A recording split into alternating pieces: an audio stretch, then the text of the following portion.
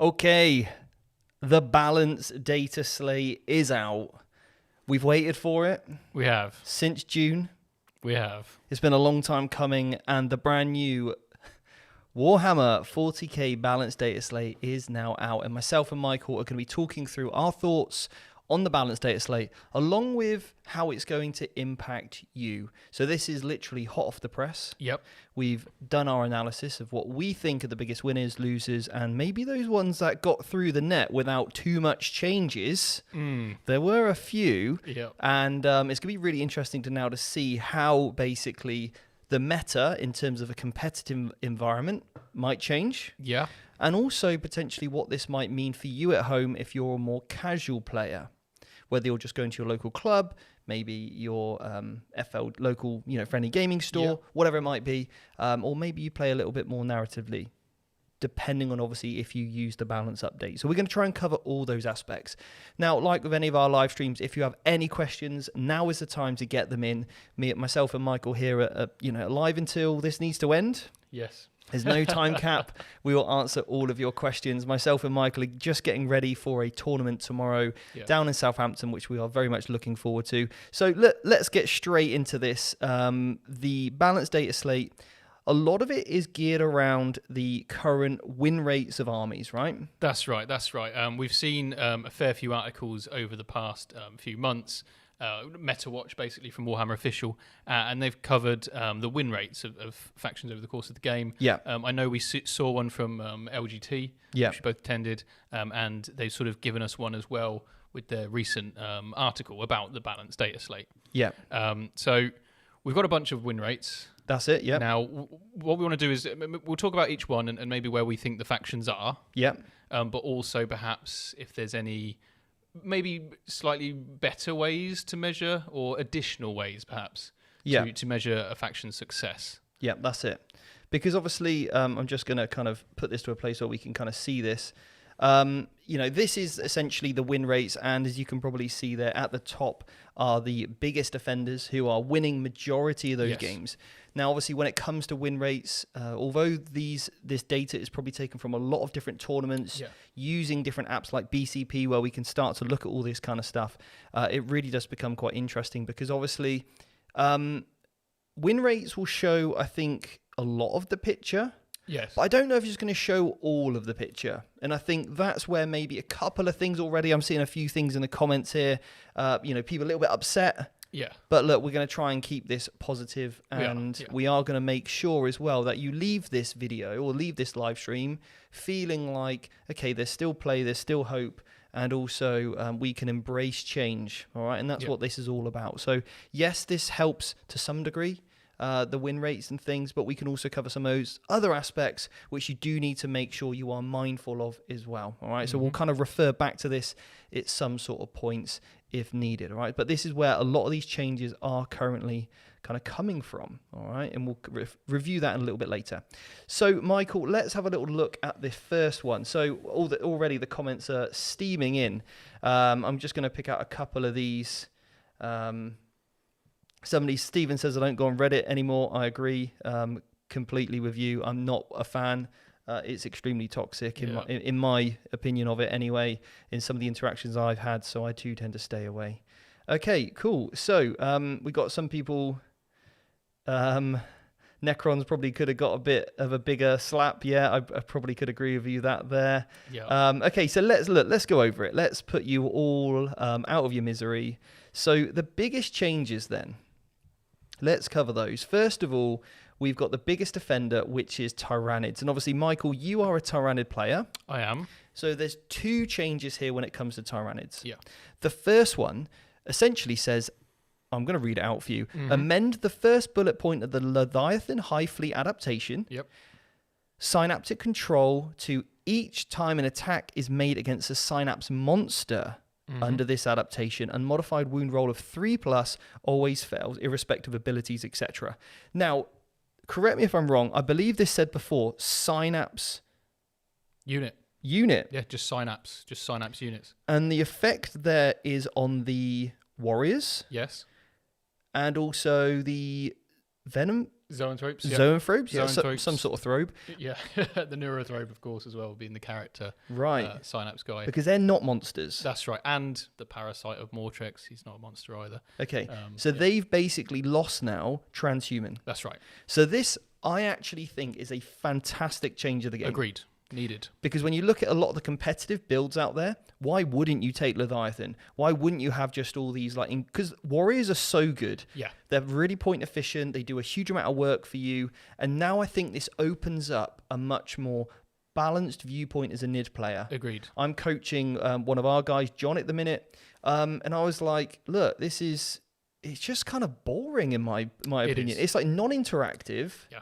And he was like, no, I agree. So we've already looked at, and I'm actually really excited. He's going to be buzzing to see this. Yeah. Because he changed over to Behemoth, is it? Cool. For +1 strength. Yeah, nice. So then his games against like Knights, and obviously they're getting quite good at the moment, are going to be a little bit easier because he can get up to strength 8, strength 9. He's got a fight on death strat. Yeah. Okay, so now this is much more exciting. So I'm actually really pleased. We're going to see a much more variety of NIDs.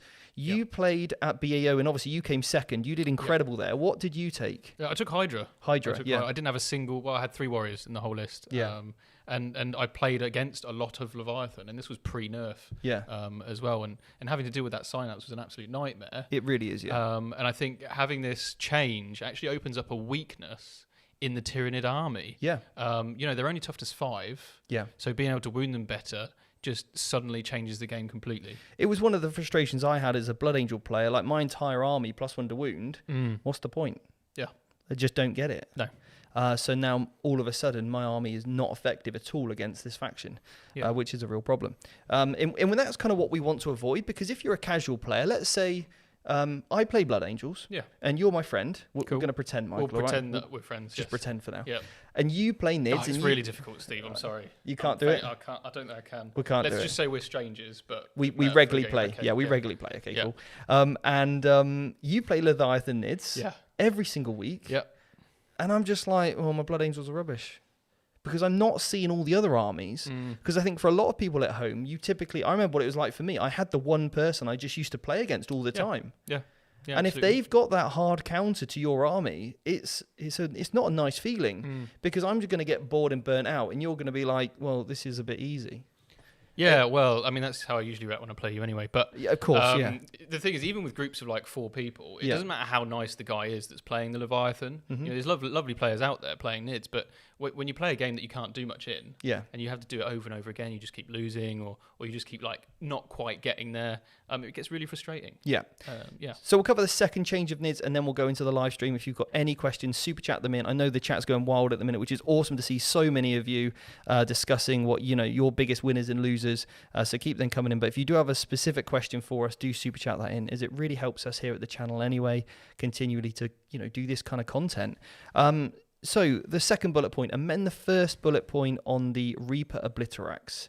Already I'm happy about this. Yes. Unless it's got better. Each time an attack is made with this weapon, if that attack successfully wounds the target suffers 1 mortal wound in addition to any other damage, to a maximum of 3 mortal wounds. And I believe after the comma where it says to a maximum of 3 mortal wounds, that's the change. That is the change. Yeah. So how many attacks was the Hive Tyrant getting before? So usually it was 5, but you'd take adrenal glands and you'd use a stratagem to get an extra D3. So you could get quite a few attacks, and there's other buffs as well. So you're getting 5, 6 plus D3, so you're up to 9 attacks. Potentially, yeah. So you could, your maximum damage there with a stratagem is 9 mortal wounds. Yeah. If you hit and wound with everything. Exactly. And of course the weapon itself is AP 4 flat 3 damage. So essentially any wound that you do is a potential 4 damage. Yeah. So capping this at 3 mortal wounds, I think is a fantastic change to limit how badly it's going to hurt you. Yeah, no, I agree. I really, really agree with that change. So I think that's fantastic that we've seen a nice kind of change there. Okay, cool. So we'll jump into the chat if there's any super chat questions. Carl Grundy, one of our coaches, were not an issue for me as the Nod Crusher. Now they're even easier to be. All right, Carl, giving it the big one with your shooty towel. You got off lightly in this balance update, Carl. I'll tell you that right now. Well, you see, we did send a worded email to GW to ask them to put the points on crisis suits up. Yeah, because I felt they weren't quite expensive enough. Yeah, especially for you, Kyle. Especially when Kyle plays them. Especially when Kyle plays them. Or Chris. Or Chris. Yeah, if Chris plays them, a 50% increase immediately. Agreed. Just for those salty tears that we like to get from Chris. We are joking. Yeah, don't worry.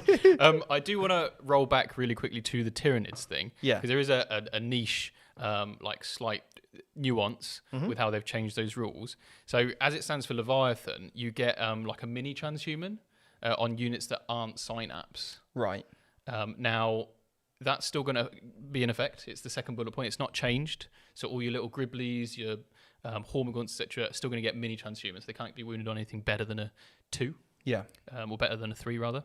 However, your warriors don't get that because they're synapse. Right. So weirdly enough, you get mini transhuman on your horde little guys, but you won't get it on your Zoanthropes or your warriors or your Neurothropes, which, in my opinion, is absolutely fine because you're toughness 5. So the chances of you being wounded on a 2 are pretty limited. But it does mean that things like +1 to wound from Strength 8 Thunderhammers is going to really hurt Tyranid warriors now. Great. Sounds perfect to me. Sounds sweet. Yeah, nice. Yeah. Now, I think, they're a good enough one. And I think if now players start to look elsewhere, apart from Leviathan, we've got a balance codex. Agreed. And that's an internal balance codex, which is going to be great. And you got to think about, so we go back to win rates here quickly. Mm-hmm. Okay, so I actually think now the NID's win rate is going to come down significantly. Agreed. Because here's the thing. If you take somebody, and now, by the way, I'm going to say something, and this means no offense to anybody, because obviously we are all at different levels of the game. When I first started playing, I didn't win very many, win very many games. So my win rate would have been very, very low when I first started. I've been playing for a long time. I've put in a lot of hours. Yeah. And, I've got to the point now where I do win more games than I lose. So my win rate is higher. Yeah.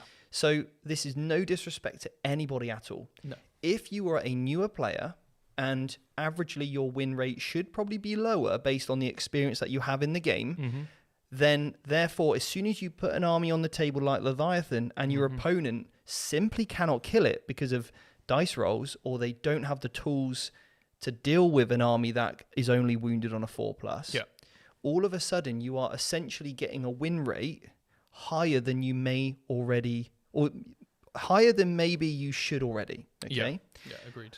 So that's just something in which, we do need to take into consideration. So now newer players effectively should have a lower win rate because they are newer. Like in all things, if I started playing a new sport or a new game, I'm going to, be pretty bad at it at the beginning, and then I'm going to grow with confidence, especially if you do a great academy like ours, whatever. But that being said, I think now, because people will explore different areas, the win rate will come down. The top players with NIDs are still going to be top players. They're still going to get a great win rate, and they're going to find new ways, like my client John, for example, who's going to still excel with the army, which is going to be awesome. Yeah. But I think we're going to see a much better variety here with the armies of NIDs anyway. Yeah, I'm going to be real here. If you are getting into the game and you're playing with an army, sometimes playing with an army that's too strong actually limits your potential to learn and play the game better. I agree, yeah. We play armies that aren't traditionally considered to be, OP or broken, whatever. I actually detest it. I learned so much from playing an army that I really have to fight for every point for. Do you know what? I really enjoy it. It's like what kills me at the minute, right? Yeah.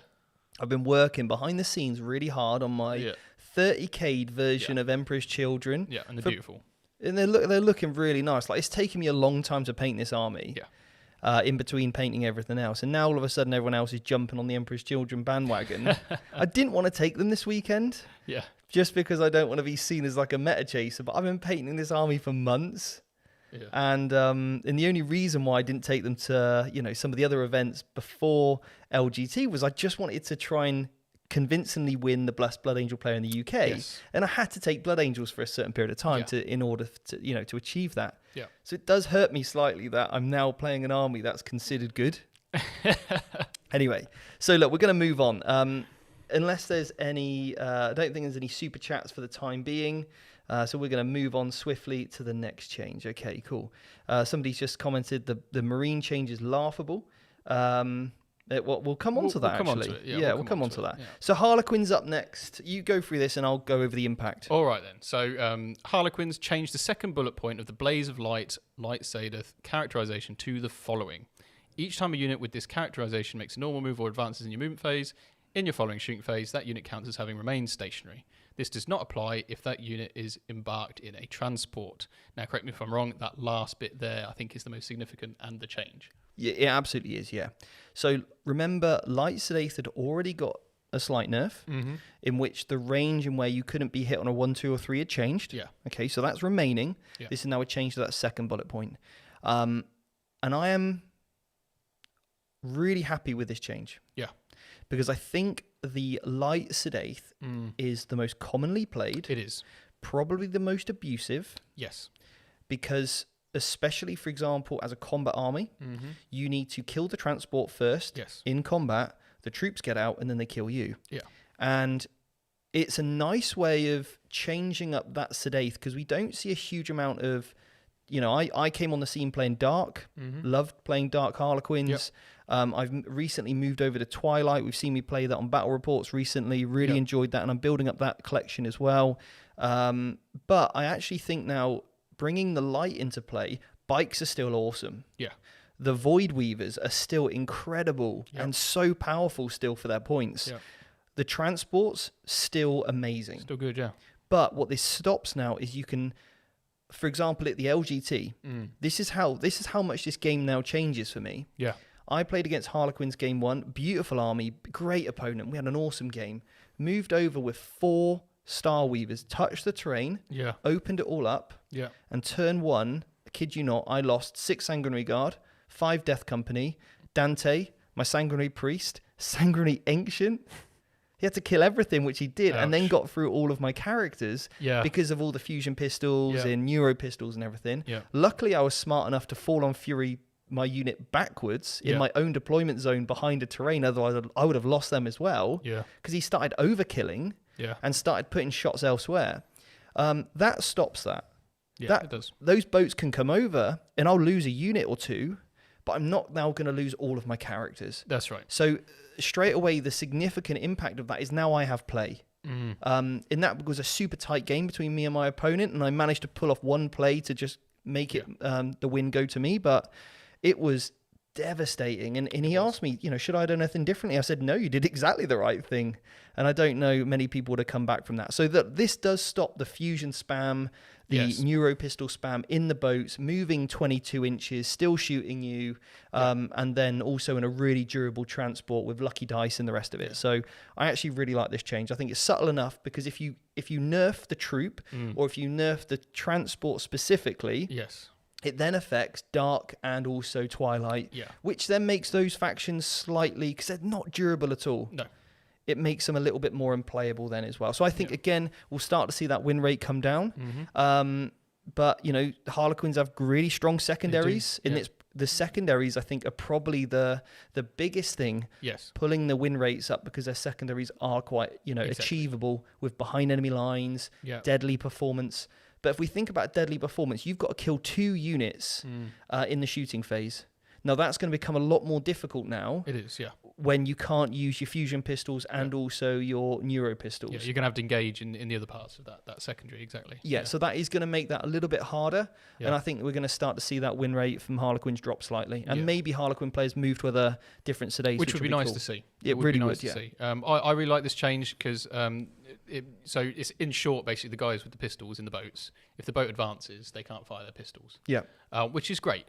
But if you advance with the dudes on foot, they can still fire their pistols. Yeah. Right? Because they're not a unit that's embarked. So it hasn't just killed off your troops completely from shooting pistols and advancing. Yeah. It just means when they're in the boats, they can't do it. Yeah. So you now have to trade. Exactly. Yeah. You have to be on the field to make use of that ability and movement. No, I like it. Okay, so I also want to say a massive thank you we've got a couple of super chats in, and a massive thank you to Stephen. Stephen's just gifted 10 Vanguard Tactics memberships, so thank you so much, Stephen. It really means a lot to us here. We try and put out members content 2 pieces every single week. Yeah. We guarantee you at least 4 by the end of the month. Yeah. Unfortunately, last week there wasn't any. You were on holiday. I was on holiday, yeah. But we do try and do 2 pieces of members content every single week. And you can find out the how that game did go the LGT, because actually I covered it. You cover it, yeah, and obviously you've got UKTC Best Blood Angels, so it's really interesting to talk to you about your LGT. So if you want to check that out, that's members content dropping this week. Yep, dropping tomorrow, and then hopefully, depending on how long it takes to edit, your one with Night Lords as well, and your experience. So we cover the lists, we go into real deep dives about our approach behind list building, what tools we need in the toolbox to counter the meta, and all that kind of stuff as well. So okay, cool. And I'm actually really happy that thinking about it now, my LGT experience would have been easier even with these first two changes. Okay, so let's go on to... okay, we do have a super chat as well. So thank you so much. This is from Jord. When are we going to see Heresy on the channel? Oh, I'm thinking maybe 2023. You reckon? I think so. Do you reckon we could do it? I think we could. I mean, you're already working on Emperor's Children Army that's basically 30k. It's basically done. 40k. Yeah. I've got a lot of 30k Night Lords. We've got a Custodes army. We've got a Custodes army, exactly. Yeah. We've got Mech, so I think it could happen. We've got Knights as well. Guard, of both kinds. Isn't it? No. There's Solar Auxilia. They're a bit different. I'm sure we could work something out. Okay. But it could happen. Yeah, if there's enough interest for Heresy, put it in the chat. Heresy. If you want to see us play Heresy, we can definitely do that. So okay, awesome. Thank you so much for the super chat. We've got another one here. We've got Sean, £5. Deadly performance. I always deploy not on an objective and focus on deployment zone. I larked dark until they got rid of our fight on death. Yeah. Okay. Interesting on that, because obviously you played dark a lot. Yeah. And you did really well with them. Like I think you won an RTT, and you had to unfortunately go home early, but you were basically in the top bracket for the Manchester Super GT. Major. So fight on death. Yeah. How important is that for dark? For Dark Quins? It's interesting, right? Because I made a tally of everything I killed over 3 tournaments. And the games I lost, fight on death didn't matter. Okay. And the reason for that, Harlequins are so easy to kill with a bolt pistol or a storm bolter or a flamer, right? Fight on death.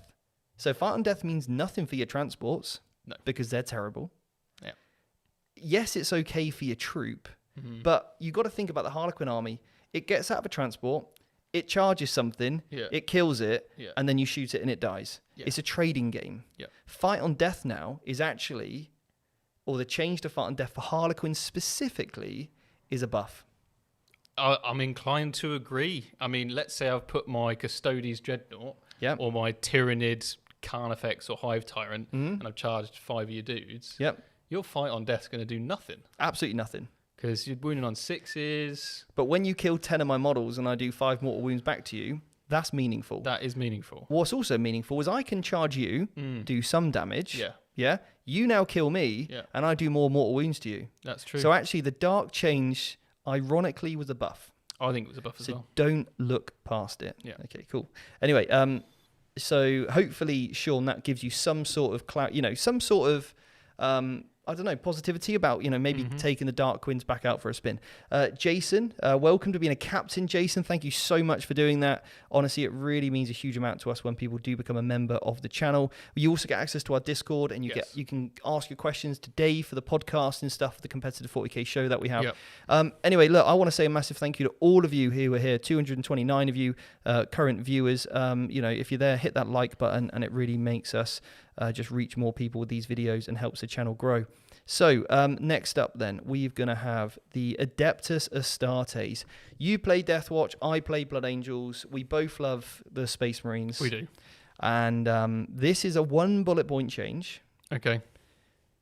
Go for it. Change the Shock Tactics secondary mission objective in Warzone Nephilim Grand Tournament mission pack to read, at the end of your turn, score 4 victory points if you control 1 or more objective markers that were controlled by your opponent at the start of that turn, and an Adeptus Astartes unit from your army is within range of that objective marker. Okay. This actually frustrates me in a couple of ways. However, I'd like to hear your thoughts on this. Okay, so I took Shock Tactics, I think once at the LGT. Yeah.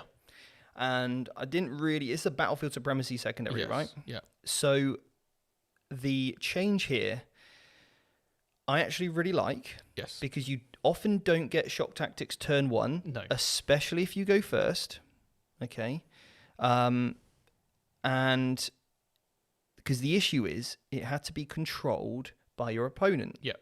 And obviously your opponent's probably in their deployment zone. Yeah. And you're not going to get there. So again, it's very, very rare. So now you've got play. Yeah. This secondary has play. You still, in order to max it out, you still need to score this for turns, let's say 2, 3, 4, and 5 consistently. Yep. You to get 4 turns of it, that's 16 points. That will get cap at 15. So I do like this change. Yeah. In particular, I do think it's nice. I think it's very prevalent for armies. So Blood Angels, you've got a fantastic battlefield supremacy secondary anyway, right? I do, yeah. You've got Relentless Assault. Yeah. For other armies like, Salamanders or Ultramarines, but Deathwatch actually, this secondary changing to get 4 points instead of just 3, massive, because it means we can do it for 3 turns and get 12 points instead of having to do it for 4 turns to get 12 points. Yeah. So I really, really do like this change to the secondary. Yeah. And I think I'm definitely going to be looking at that. If I play Deathwatch, I'm going to be looking at taking that. And if you're a Space Marine player, this secondary is probably going to be high on your list now to take in a game. So I think it's a nice staple. 12 points is pretty consistent there. And it also plays very well with a lot of the missions in the mission book where you've got to take and hold objectives in the center or off your opponent, like Death in Zeal. Yeah. So I actually think this is a really nice secondary. If you're a Space Marine player, big winner. And if you're playing against Space Marines, you can pretty much be assured they're going to get 12 to 15 points off this. Yeah. If they're a good, competitive, consistent Space Marine player. Yeah. There are ways around it. There are. Don't get me wrong. You can sometimes forfeit an objective if you think they're going to take it off you. Yeah. So if you play a little bit cagier, play a little bit later in the game, and you can deny them a couple of turns from scoring it, and then delete some assets and then move to the other side of the table, switch up the sort of deployment style, I think actually, you can really, as an opponent of a Space Marine player, work around it, especially if you're fast, got great mobility, and you can also remove things like OBSEC, change up the kind of dynamics there, and really focus on screening out your objectives. And obviously, these are all things that we teach you how to do on our academy. But that I think I like it. It's a good change. I like it. So, what was your things that you were frustrated about? So, my frustrations, maybe I should save them towards the end. Okay. And we'll talk about them then. I think I know what it's going to be. Yeah. I think I know what it's going to be. Okay, cool. So, next up, I want to cover Necrons first. Yes. Yeah. So, Necrons now. The core word is not added to Necron vehicle data sheets. Whoa, easy that there. Was I close. know we don't like the Necrons. That was close. Call it, Steve. Call it. Data sheets. Yep. I think in Slate, you see, and then I mixed it all together and nearly got something else with the character keyword. Yeah. So before the Catacomb Command Barge. Yes. And the Silent King had core, which meant the Silent Core could give himself rerolls. He could, rerolls to hit, rerolls to hit with shooting, and then rerolls to wound in combat. No, not anymore. And could my will be done themselves as well. Yeah. It was a bit silly. Yeah, that they could do that. They could do that, and of course they could do the action as well on the objectives. Yeah. Okay, so that's a nice change there. I'm really happy with that change specifically. Specifically, that change, yes. I'm happy. I'm glad it's there. But I think Necrons have got off very, very, very... I have to agree. Very lightly here. I have to agree. Shall we... We'll cover that at the end. Okay, so... All right, we'll cover the changes, then we'll go over the, what we'd like to see in the future. Okay, Adeptus Mechanicus. All right, so...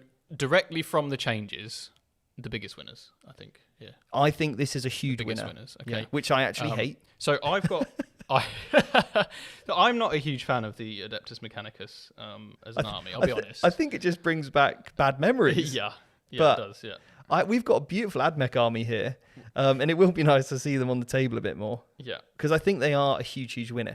And basically, everything that was in the data slate before, is like it's been deleted. Okay, so what we've done is we've got the old data slate here. The very first one for when Adeptus Mechanicus were a problem. Yeah. So let's go through them. Each bullet point. This is not now, by the way. This is not now. This is what you've just got back. What we've just got back. Okay, so we saw with the last one, core came back for Iron Strider Ballistari and the Dragoons. So they got rerolls. All the Dragoon Walkers got all their rerolls and everything back. Now, the next one is that the Lucius Dogma. So damage 1, they get +1 up to their armor saving throw. Yeah. That now stacks with light cover. Ooh. That got taken away with the Balance Dataslate, so they now have that stacks. That's big. That's big. That's amazing for their saves. Yeah. Keeps that big brick alive. And the flyers. The Lucius flyers That's true, and things. Yeah. Very good. Because they've got those... You've got Shroud Psalm for... whatever, launchers or whatever. Mars and everything. Okay, so we've got... You can only use this stratagem twice for clandestine infiltration. Okay. So that's the Styges starter unit in the midboard. Wow. This is interesting. I don't know whether that was an intended one to bring back. Because that just seems like a normal... You should only be able to use that twice. But if you can use that as many times as you want, I guess with CP being more limited, it's kind of balanced. And a lot of AdMech players do spend a lot of CP per game. Yeah, they do. And they're going to need them for their game as well, because some stratagems have come back. Next bullet point. Okay, so acquisition at any cost. This was the auto-passer leadership test on an objective. Yeah. That is no longer limited to once per game. Yeah, so now morale because this was the biggest problem. They could just essentially go, right, cool, going to use that, and I've got all these units on objectives. Yep. You could kill 15 of the models, and you would expect some more to run away. Exactly. Now they would just go, cool, no. I'm going to stay here, thanks. These 20-man bricks are now back on the menu as something that is going to stick around for a long old time. Yeah. Big change. Okay, so the next one is the Galvanic Volley Fire stratagem, and this is to do with the Galvanic rifles on the Rangers. Yeah. Okay, so until the end of the phase, Galvanic rifle models in that unit equipped with a type characteristic of Heavy 3. Right? So it changed to Heavy 3 with the Balance Dataslate. Previously, I'll just double check it. I'm pretty sure it was Rapid Fire 2. Yeah. So they could get 4 shots each. Without minuses to hit. Yeah. So you'd essentially teleport a unit. Yeah. Fire 80 shots, sorry. Fire 80 shots at the enemy.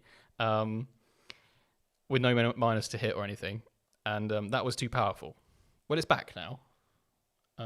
It's back. It's back on the menu. So that's nice. It'll be nice to see AdMech on tables again, I guess. But the thing is, go on the last one. All right. So the last one is the enriched round stratagem. So this is the one with the Vanguard auto wound. Yeah. On 5s. No, was it 4s? I think it used to be 4s. Yeah. And, of course, it made the CP cost more if it was 11 or more models. Yeah. So now as it stands, I'll just read the strat from the actual book. Yeah. Because, all the changes have gone. All of them. Every single one. It just says they're all gone, right? And I'm looking at the Balance Dataslate, and AdMech are not here at all, so they haven't been touched. Right. So, let's find us our... stratagem. Here we go. I'm interested to know the chat. What are your thoughts? Is this bringing back bad memories of AdMech? It certainly is for me right now. Yeah. God, where is it? I'm struggling. Enriched rounds. There it is. So in the shooting phase, Adeptus Mechanicus unit, if they shoot with a radiant weapon, then excluding vehicle units, an unmodified hit roll of 4+ automatically wounds the target. 1 CP. So basically, your Votan were 3 judgment tokens for a CP. Yeah. Cool. Strong. I don't really know why that's been given back to... Okay, so here's my take on it. Right? Okay. Let's go back on their... Okay. Let's bring back up their win rate. Yes. Okay. Now, why... oh, no, that's the score from last night. We don't want that. Okay, so if we look at the win rate here for AdMech, where are they? Right at the bottom, Steve. Ooh, that's looking They're in the red. That's pretty red right there. Looking at 30. Right. So that is 7, is that? 39%, I believe. Right. Okay, 39% win rate. Okay. That's really bad. The secondaries aren't great for them, granted. No. Okay. There was a huge amount of AdMech players. There was, and I will also add, there were a huge amount of top players using AdMech. Chasers. When they were really strong. Yeah. So as soon as they moved on to something else, the rest of the AdMech players, be it for fluff reasons, for you really like the models, that kind of thing, you've all now had to suffer. I'm going to be brutal. In silence. Yeah, I'm going to be brutal. Yeah. All the meta chasers at the top. Yeah. That just, for example, buy every latest army. Yeah. And play the next faction because they get bored of it. I think there's an element of boredom. Yeah. And they want to try out something new or newly broken or whatever. Yeah. That massively impacts a win rate of an army. In the initial release of a codex, 2 things happen. Meta chasers jump onto it. Also, players don't know how to deal with it because it's a new thing. It's a new puzzle we need to solve, right? And therefore, what then happens is the win rate of those armies goes through the roof. Yes. Changes happen to bring it back down. Then there's animosity towards those players. They move on to other factions. Oh, I'm not playing AdMech anymore, whatever. But that faction is still strong. Yes. It's still good. And unfortunately, what's happened here is that a lot of players have moved away from AdMech to play other things. If any of those top players would have just stayed playing AdMech, we'd have seen potentially a higher win rate on that faction. So this is, I think, the interesting thing here is that, but I think because there was a lot of animosity towards AdMech, a lot of people moved away from them. And I think some of these changes coming back into play, obviously when, for example, the Bellastari got their core keyword back, I don't know if it really brought back enough popularity to the faction. It also is a hard army to collect. It's not the cheapest of armies to collect as well. So I think that is a slight barrier to entry for the AdMech. For newer players, it's a very complicated codex. It really is. With command abilities, canticles. It is one to really wrap your head around. And I think if you're a beginner, it's probably not the army you're going to start with. No, and it's not one you'd want to face. No. Honestly, that would put me off the most, is the amount of complicated, oh, this happens, and this happens. I remember there was a screenshot shared once of a table, and there were about 20 different buff cards on it. And it was just like, well, it's too much. How does a newer player get your head around that? Yeah, you want to mix. You don't want it completely simplistic, but you also don't want it, you need a degree. And so I think here you've got, I'm going to be interested to see what happens. Like, we might even find ourselves, okay, cool, all those die-hard AdMech, in fair play to you for sticking with it. Absolutely fair play, by the way. My comments are not geared towards you if you are a consistently, playing AdMech. And I really hope you embrace these changes and you get on board with them. What I don't want to see now is these meta chasers jumping back to it. I mean... Because what I would like to see, I would love it if you had to, at the start of the year, declare what faction you were going to play for the rest of the year. Maybe you had like 2 or 3 picks and you could go, right, cool, well, I really like Eldar. And maybe your points for the ITC season or whatever was only on those factions. But you could play other factions at events if you wanted. It just wouldn't count towards your score. Or win rates. By all means, you want to take a new... I mean, if you're Jake Harding and the most handsome man in 40k, you are going to play lots of different armies because that's what he likes doing. But, actually then he's not... he'd have his army that he knows he's got to get his 4 or 6 events with to get his ITC score. And I think that would bring a nice, more balanced viewpoint to the game as well.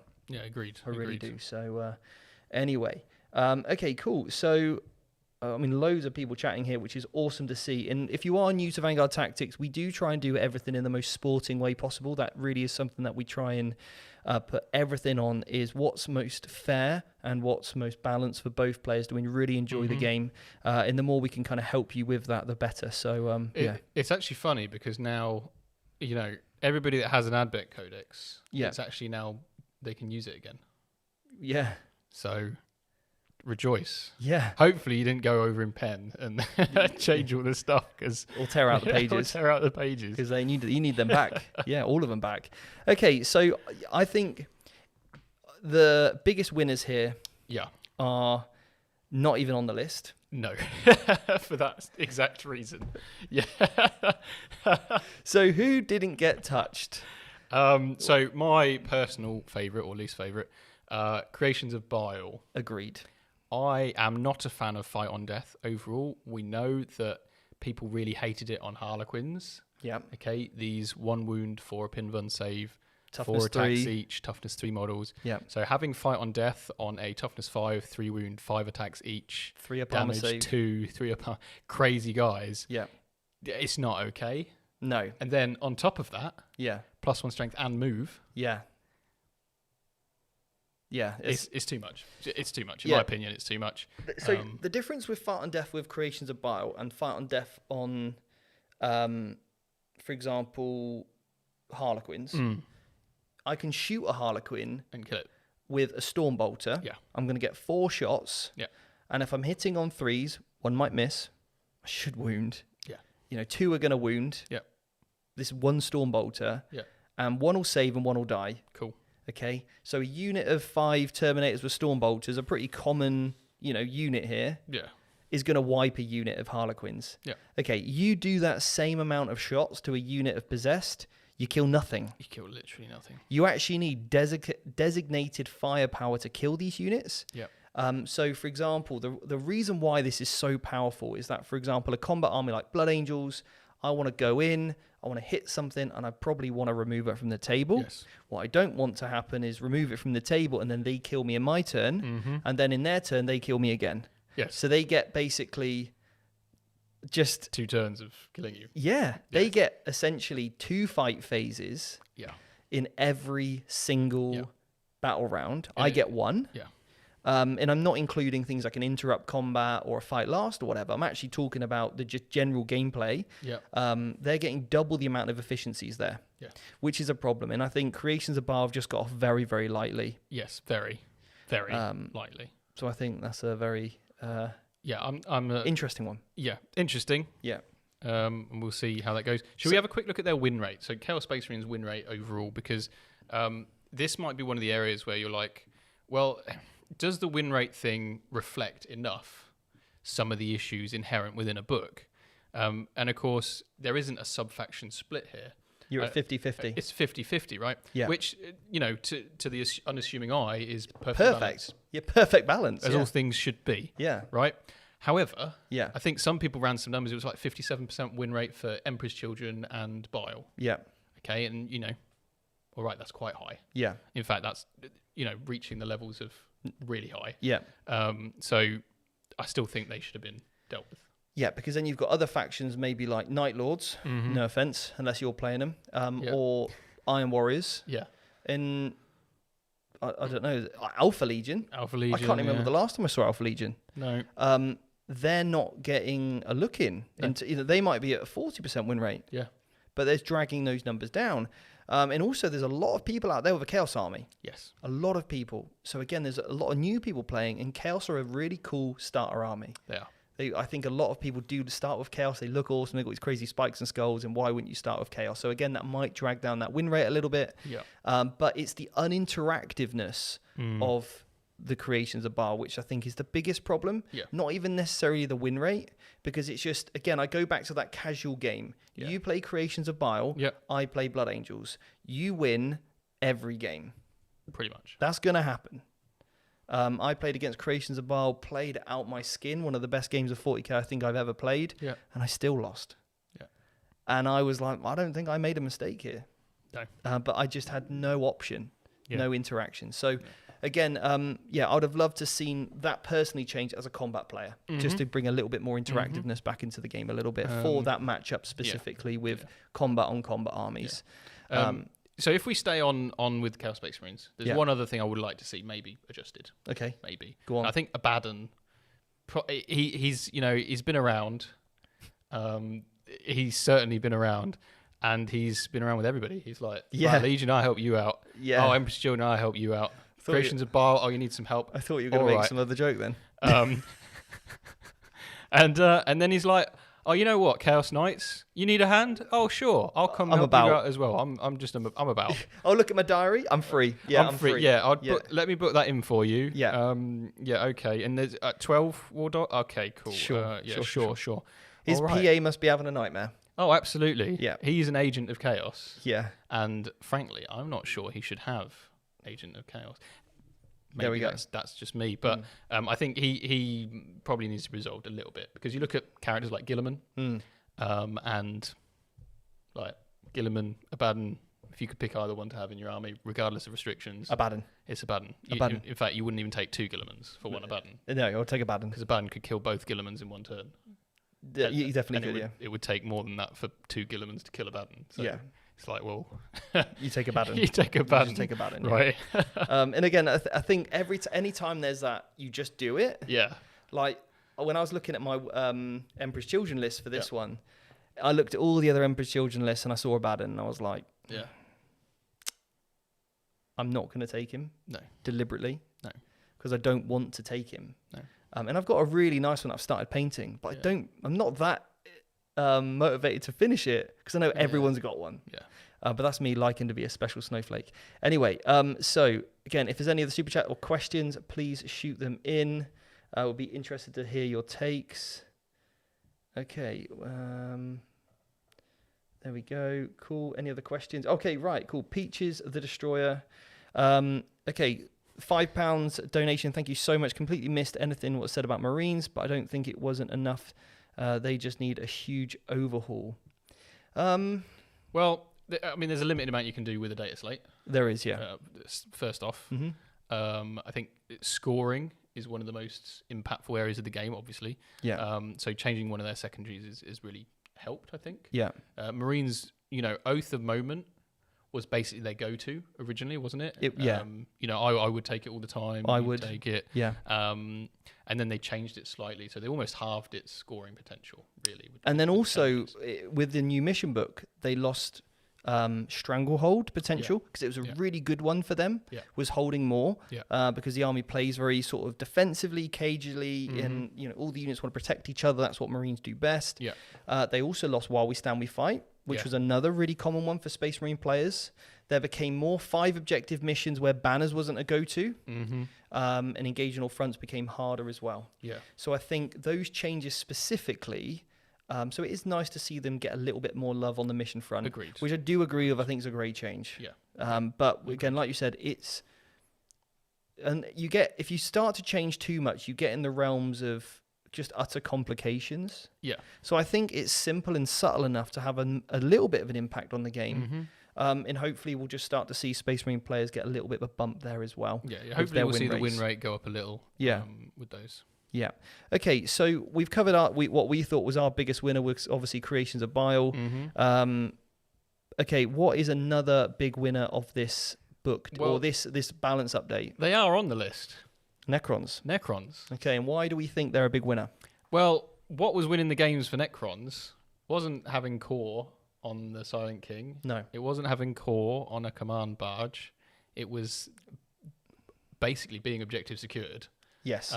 Which directly impacted their secondaries, which are also very good. Because they are specifically exactly around having the objective secured keyword. Exactly.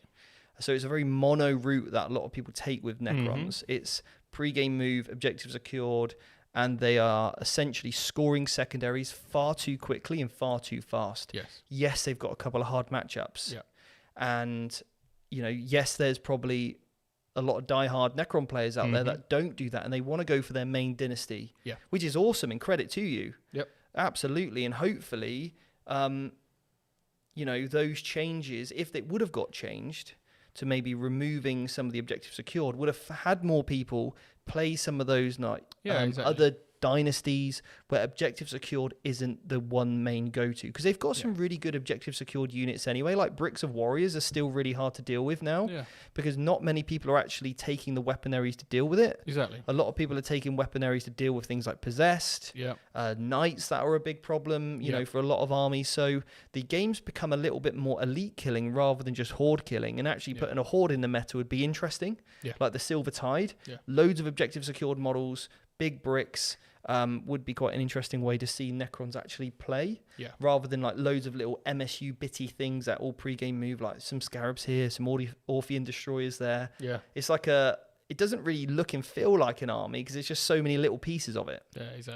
But so I think Necrons are still a big winner. I think their ability to take multiple Catans with wound phases can be quite difficult to play into. Quite obnoxious if you can't deal with it, especially if you've got an army that can only fight in one phase of the game, like, for example, Blood Angels or Tau or some of those other ones which do damage in just that one phase. Can be very uninteractive, I think. And this is where one of my frustrations kicks in that I mentioned earlier.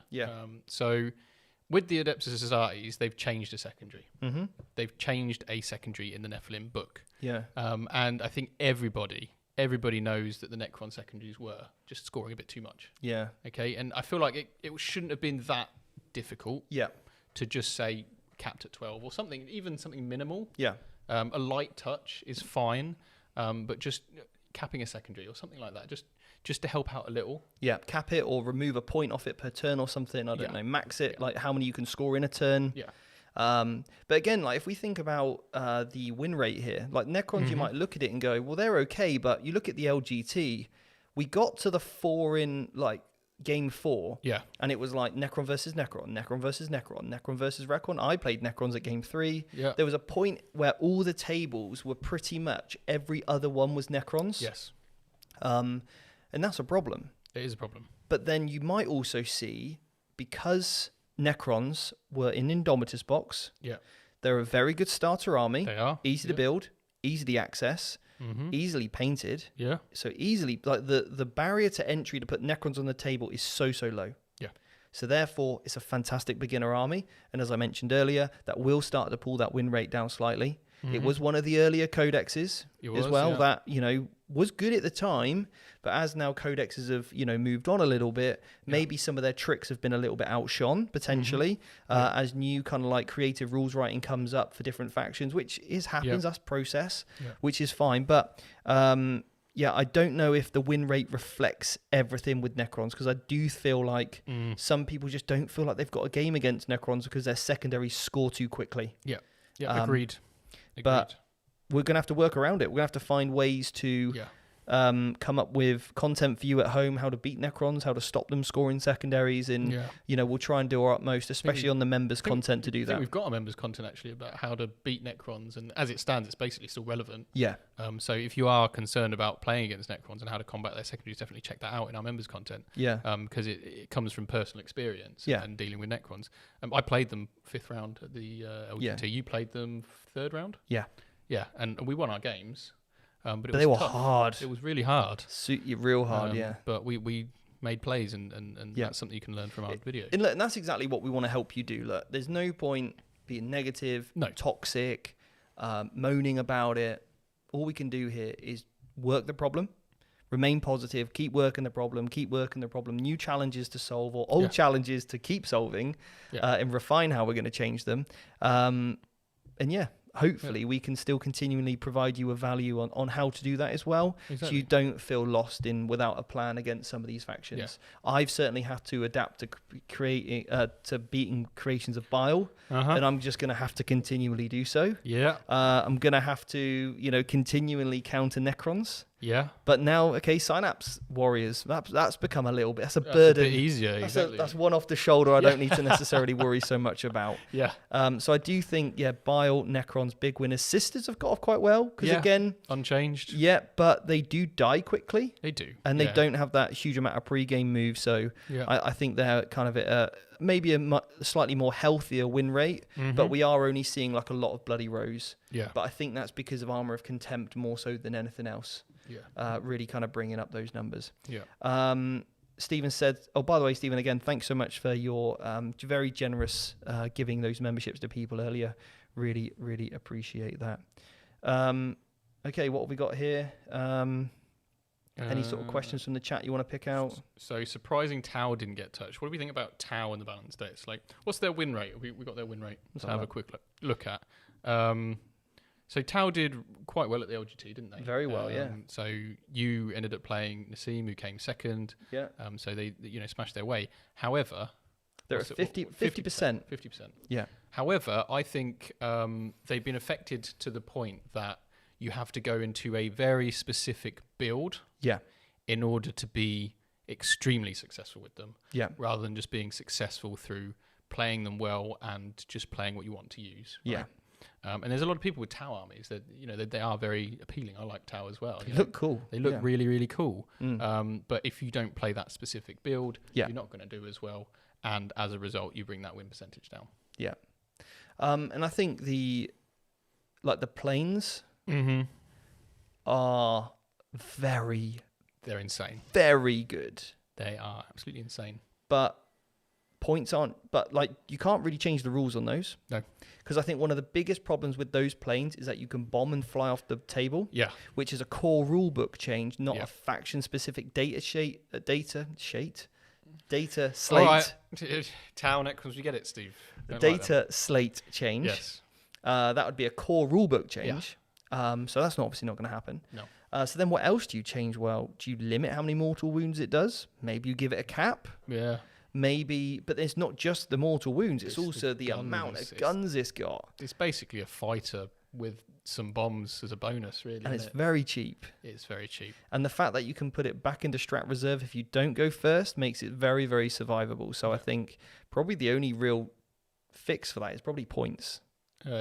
Probably points is the way to do it. I do think that you shouldn't be able to fire off the board and plant bombs. I agree, but maybe you should have to be able to fit where you want to go, and then go off the board, something like that. But maybe we'll see that with a core rulebook change. Yeah, but I think, like we said, this tower a little bit mono build.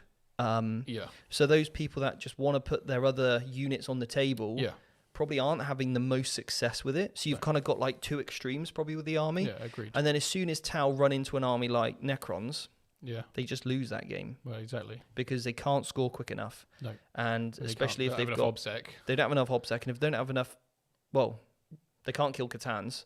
No. So there are a few really hard matchups for Tau, which bring down their win rate, which make it a very sort of hard army to go well and do to a tournament if you face a very diverse range of people. Yeah, exactly.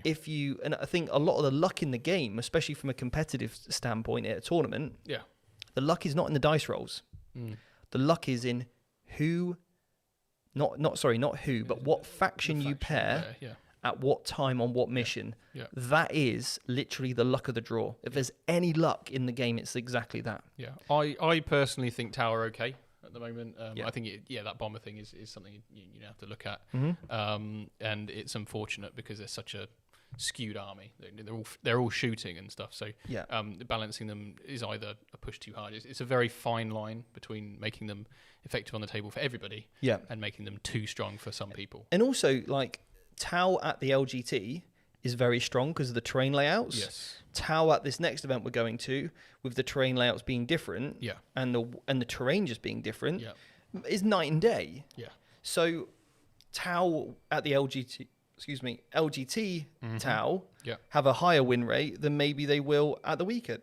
Excuse me, I keep burping on my water, but I drank it too quick. So getting enraged by these Tau. Just talking about terrain gets me going. So anyway, hopefully we're providing some good insights on our thoughts on the game. If you have any questions, again, please do chuck them in. Once per game, that'll be interesting. Okay, cool. Yeah, that would be interesting. Someone's mentioned Flamers for Chaos Demons. I think probably the book came out too soon to really make a strong decision on it. Probably hadn't got enough events under their belt to have a comparable win rate that they could base it off. Flamers are very good. And also, I would just say, though, because all we've seen here is rules changes. Little amendments to a sentence. Yes. A bracket. A comma. Those sorts of things we've seen here with this data slate. We haven't seen points.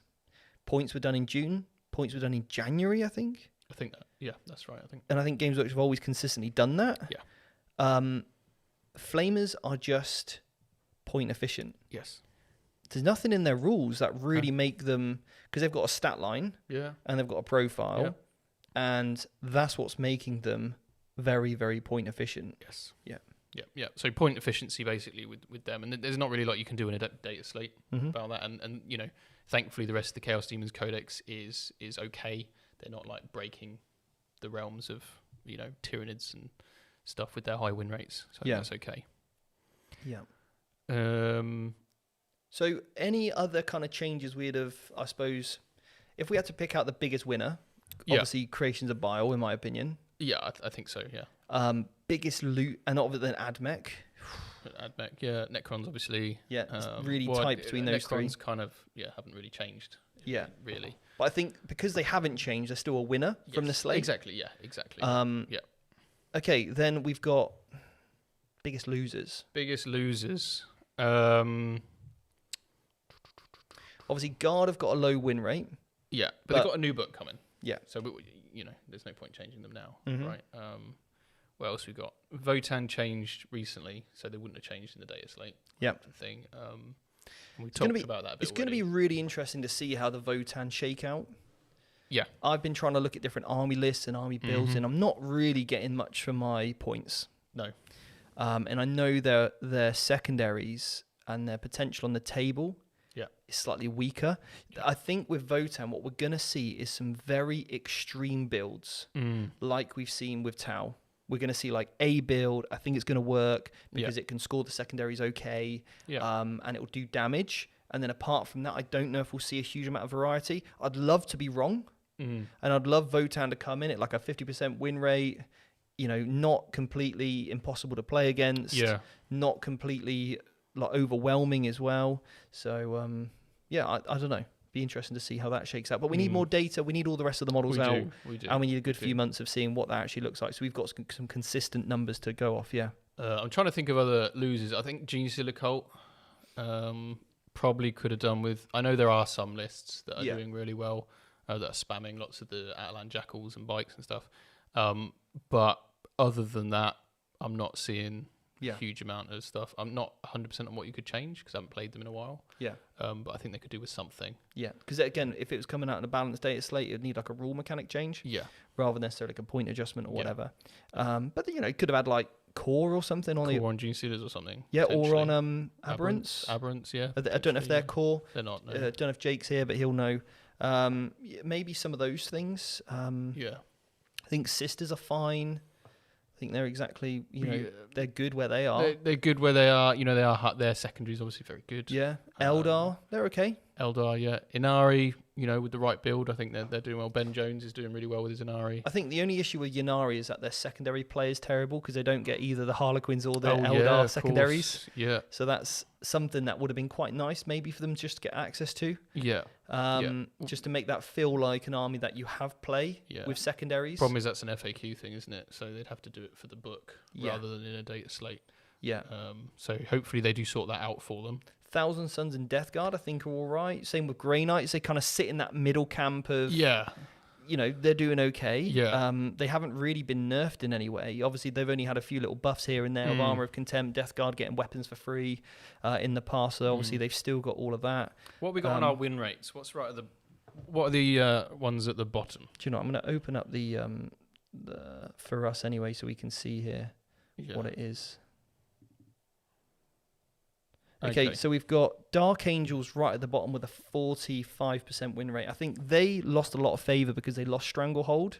Yes. They lost While We Stand, We Fight, and where they also lost their easy, Stubborn Defiance. Stubborn Defiance is not as good. And they were just like 15, 15, 15. It's completely obnoxious because you had 3 units of Terminators that you couldn't do anything with. So Dark Angels, Space Wolves, who else is down there? Grey Knights slightly lower. All power armor really, like most of it. Guard new book. Mechanicus have just had their stuff rolled back, so we'll see how that's affected. And it's really just Space Marine supplements. Eldari now at a 48% win rate.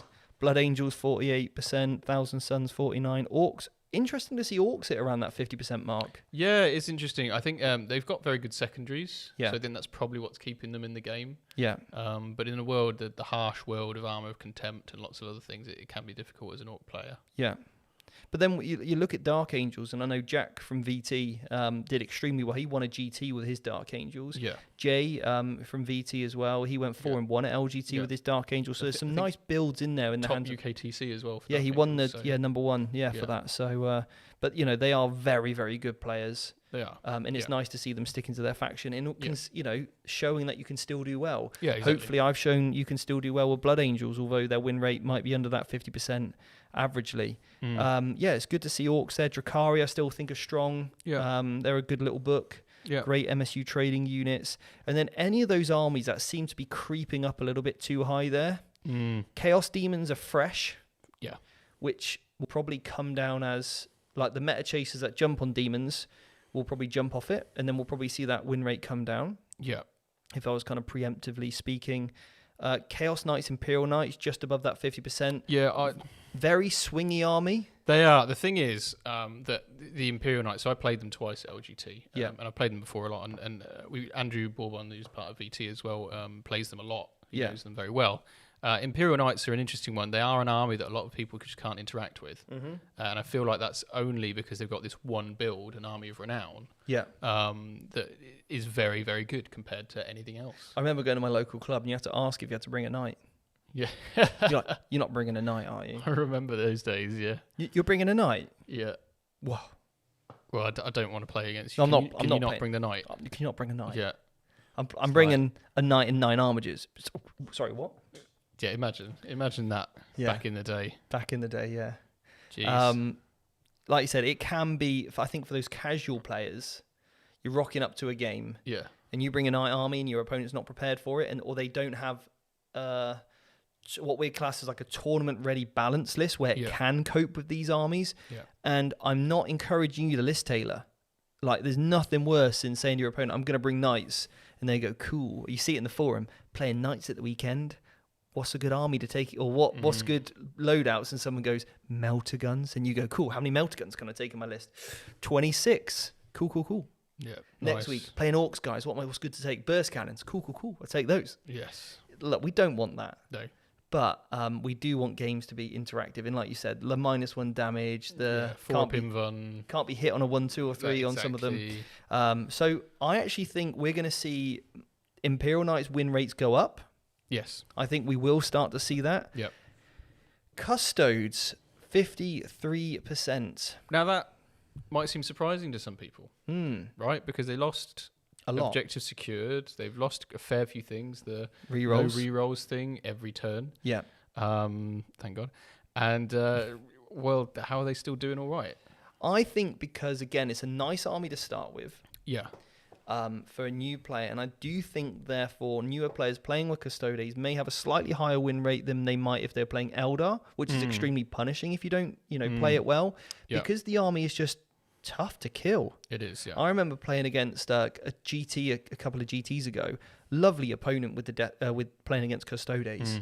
But I went in with combat with like a unit of fully buffed up Death Company into 2 Terminators.